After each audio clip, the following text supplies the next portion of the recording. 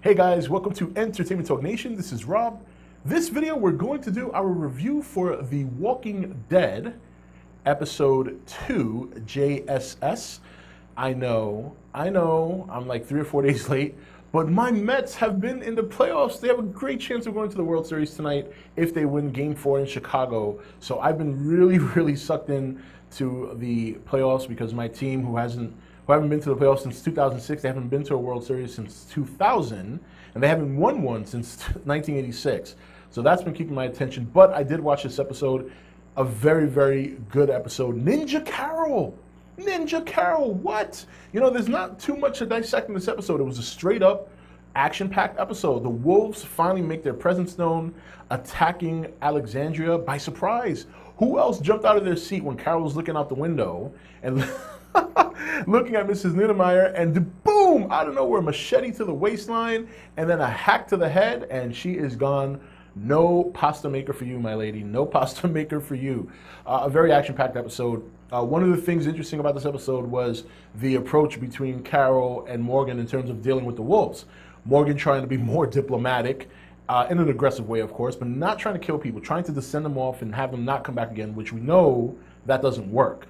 And Carol obviously taking the no chances. You know, the more the approach, the more aggressive approach, just killing these guys and getting rid of them, which for us as the viewers, seeing what Rick and his group have been through, that is the right approach. See, we have to remember Morgan, as wise as Morgan is and as talented as he is now with weapons and as much as he can survive, and he can, Morgan's never really dealt, as far as we know, Morgan has never really dealt with people like the governor. You know what I mean? He's never really dealt with people like that. You know, last we saw him on Clear, he was dealing with zombies. You know, he obviously ran into a couple of the Wolves late last season, and he dealt with them in his more diplomatic way now. So it kind of makes you wonder if Morgan's going to have to get to a point where he's going to have to learn the hard way. You know, he's going to have to deal with somebody that he may not be willing to kill, but might do something to him, that being Morgan, or someone Morgan's close to, maybe someone he gets close to in Alexandria, that forces Morgan's hand. Or maybe Morgan's hand was forced already. We saw at the end of the episode, he hacked down his stick on what seems to be that wolf's head. We don't know if he killed him, he could have knocked him out. We won't find out, hopefully, until this Sunday's episode. But very interesting development in that regard between Carol and Morgan, seeing their different approach to dealing with the Wolves. Carol was just, I mean, my God. Talk about clever. She puts on their clothes, puts a W on her head, runs around the skies, picking them off one by one. I mean, wow. I mean, this woman has come so far from season 1, and to see her continue to step up during moments like this, where Alexandria was being sieged, or when she was trying to break the group out of Terminus, and she becomes a one-man wrecking crew.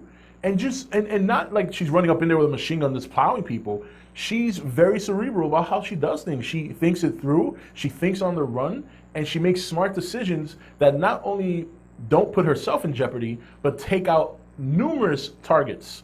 Very interesting to watch, considering where this woman was in season 1 and where she is now in season 6. So, but now we see Alexandria had to learn the hard way. Deanna has to learn the hard way that they cannot be complacent. They cannot just sit back and just live. It's not going to work that way. People out there will want what you have or want to destroy what you have in the case of the Wolves. And now maybe we'll see some sort of evolution from the remaining Alexandrians to really step up and say, hey, Rick was right. He was right. So I think it's a hard lesson learned. And the Wolves are not done. We saw a number of them escape. Morgan let a couple of them go. That might be the opening that I was talking about earlier in terms of Morgan learning the hard way, that you cannot let people like this live. So that'll be interesting down the road, whether that's going to come back to bite Morgan in the ass. I'm more than willing to bet it is. Very good first 2 episodes. Very good episode, and particularly this one. Carol just stole the show. And, you know, we didn't see any Rick, which is very interesting. Some episodes where we don't see Rick or we see very little of him, sometimes they're okay, you know, so not a lot of them have, most of them have been good. You know, you think about The Grove has been very good. The episode where Carl was by himself while Rick was knocked out on the couch, that one was okay. But for the most part, this is probably one of the better episodes that carried on without Rick.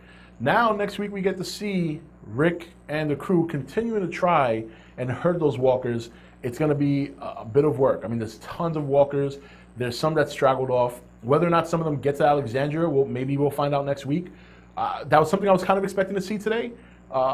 Sunday. And, you know, I know that there's a time difference. We saw that when the truck crashed into the gate, the horn went off, and that obviously was telling us that at that moment is when Rick and his crew heard it. So I was kind of expecting at some point maybe we see some walkers straggling in. We might see that at the beginning of next episode, and maybe they get it under control and they start herding them back.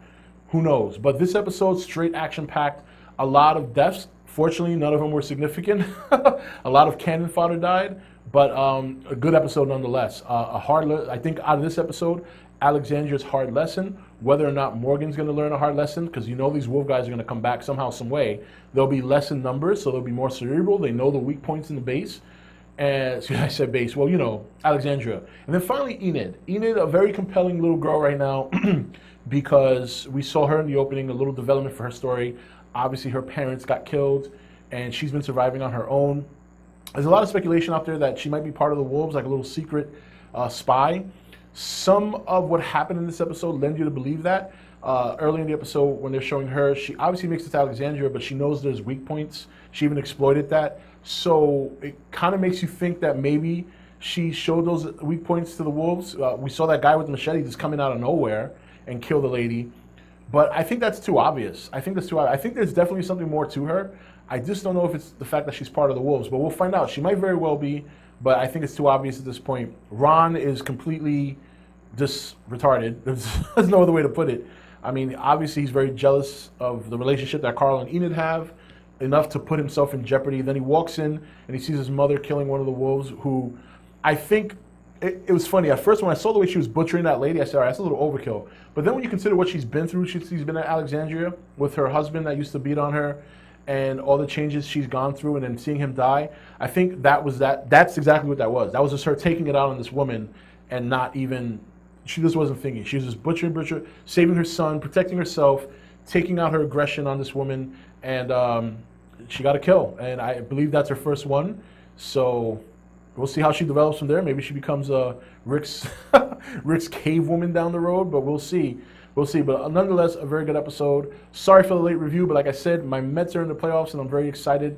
Game 4 tonight, and I'm hoping they pull it off and head into the World Series, where they'll likely be facing the Kansas City Royals. But does not mean I won't be here for the reviews. They just may not be up on time, depending on when these playoff games are. So, but until this Sunday's episode, this is Rob signing off for ETN, where we don't do news, we just talk entertainment. Take it easy.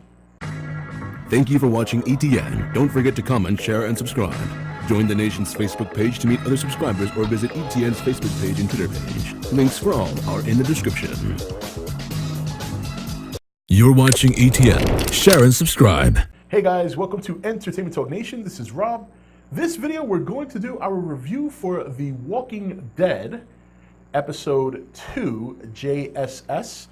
I know, I'm like 3 or 4 days late, but my Mets have been in the playoffs. They have a great chance of going to the World Series tonight if they win Game 4 in Chicago. So I've been really sucked in to the playoffs, because my team, who haven't been to the playoffs since 2006, they haven't been to a World Series since 2000, and they haven't won one since 1986.